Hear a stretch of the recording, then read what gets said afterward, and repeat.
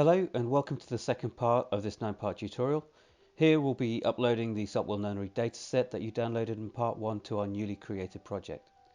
I'm just going to open File Explorer and go to that downloaded file. As you can see, it comes in a zip file and we just need to uncompress that. After compressing the zip file, you should have the following files. The E57 is the point cloud data, which you can tell by the large file size.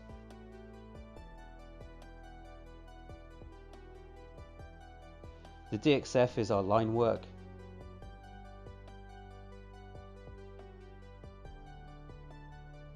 And the remaining files are our 3D models, which are in their own compressed folders. If I just uncompress one of these,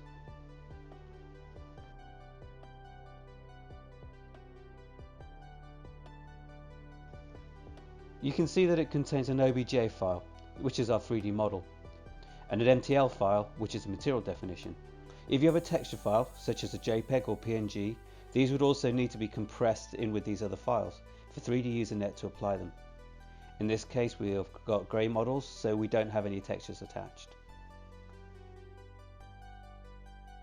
Okay, so let's go straight in and start adding these to the platform.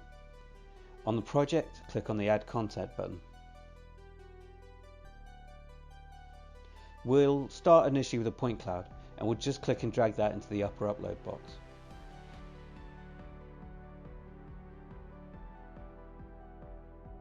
Most of this menu can stay the same. We don't have classified or intensity information on this dataset, but if we had, then we would add these here to be processed.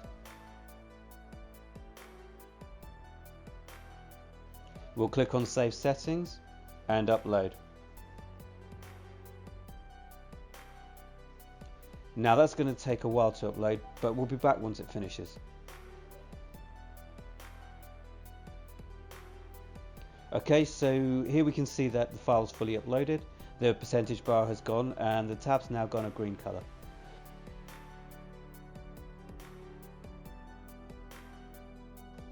So we can check the progress of our file conversion by selecting Check Upload Status here.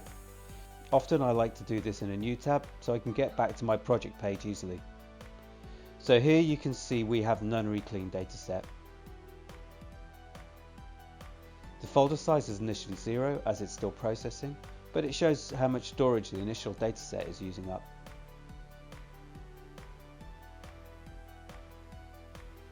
The most important part is that the conversion status is still processing. The time taken depends on the size of the dataset uploaded, but it can take several hours. We do receive an email once this part of the process is complete. So let's go on to model and line work uploads.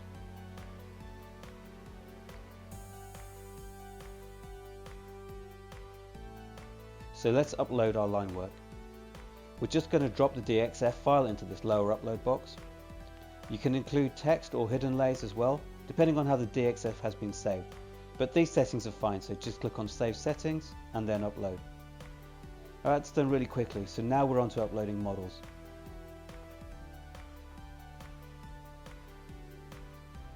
Once we drop the model file in, we have the following menu.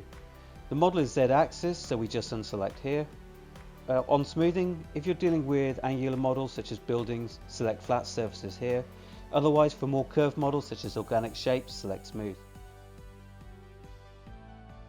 As the model is already aligned to the point cloud, we can leave the alignment as model's origin and just go through and upload.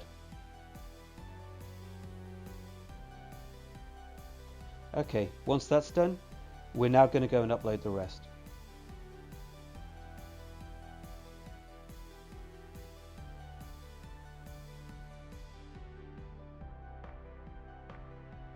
Right, now that's all uploaded, we can come back out to our upload status menu.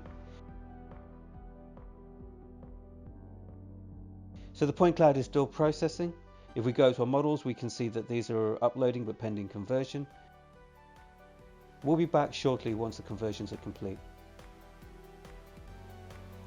Okay, so that's been about an hour or so processing and we can now see that it's all complete. So for point clouds you get an email, which means after the upload is complete, you don't have to keep your system on, as this will be taken care of in the cloud. The models complete a lot quicker, should only take about 5 to 10 minutes. These have all completed,